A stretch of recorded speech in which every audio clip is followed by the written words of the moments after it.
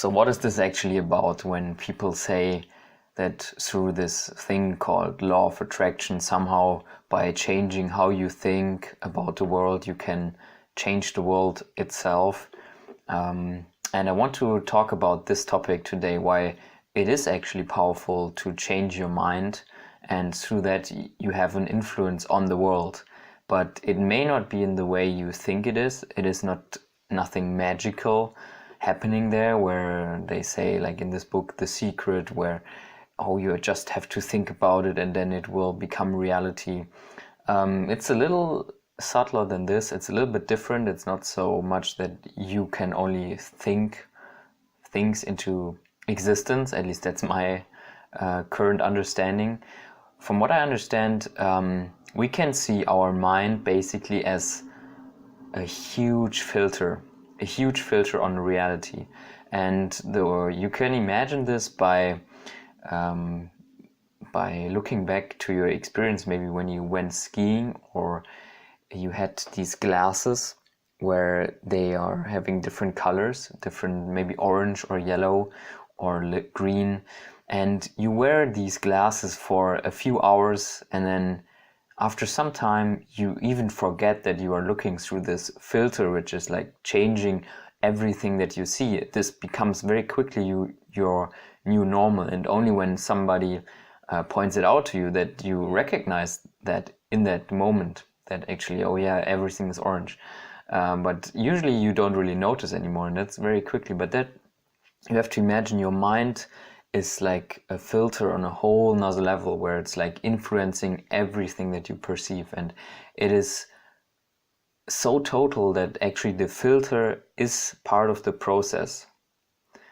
It's not apart from the process, where like when you have these glasses you can say, okay, the glasses don't really change the colors outside, because you can take it off and then everything is back to original colors. But with your mind you cannot do that.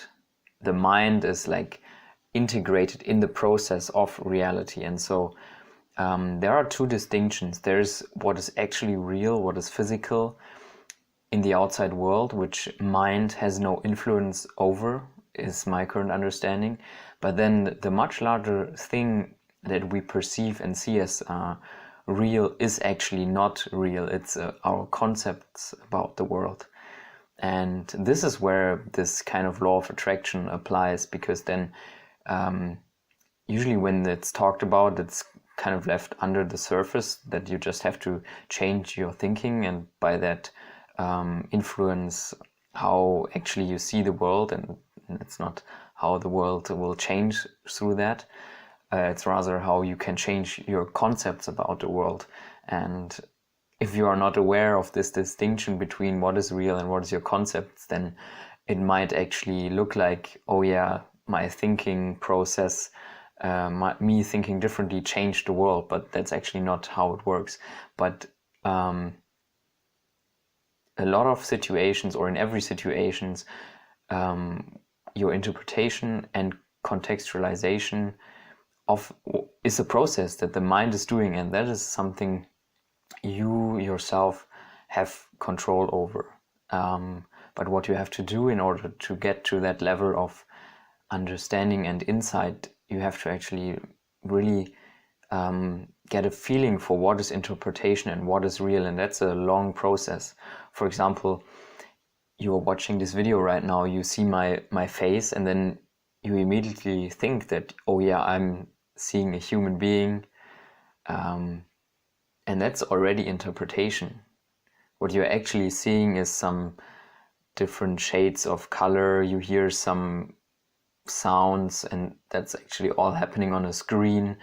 And if you really like feel into it right now, you might even come to a level where you kind of are on the edge of realizing, oh yeah, there's absolutely no humanness to this color and to these different shades and these movements. So that's something kind of that goes in the direction of meditation, where you focus on what you actually experience, and then you discover all these concepts that are actually active in every moment.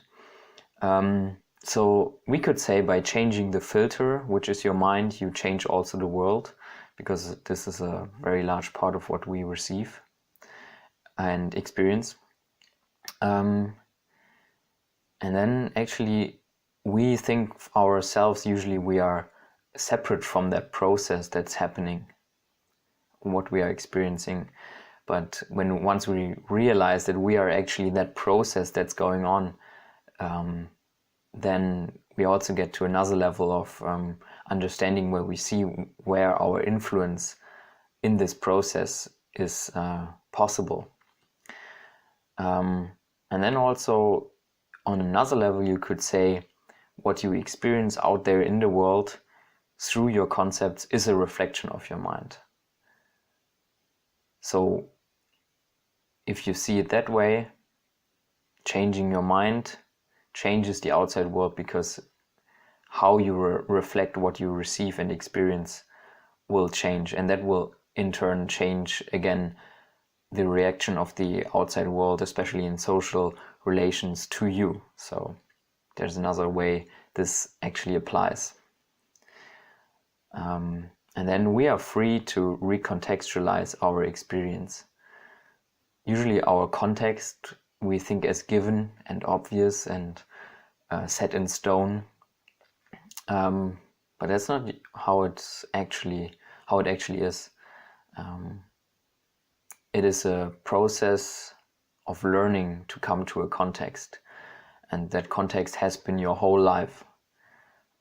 But once you become aware of that and you see why you act in a certain way in certain situations, you can change that context and how your mind interprets these situations based on your past experience. And everything we perceive through the mind can be called relative knowledge as well. Because think about it, it's something out there which we have not even any clue about what it would be like to perceive that without a human brain or without a human mind. And then you could say you're much rather experiencing your interpretation and your what your human mental filter presents you with. So in that sense, matter, what we think is physical reality, could be more seen as a way to how we like to see the things. Because whatever raw sensation, raw sensory input we get is usually very, very different from our interpretation of it. So by understanding contextualization concepts and their interpretation, that it's all part of your mind and what you are doing, you also then know where your power lies to influence your life, the world around you.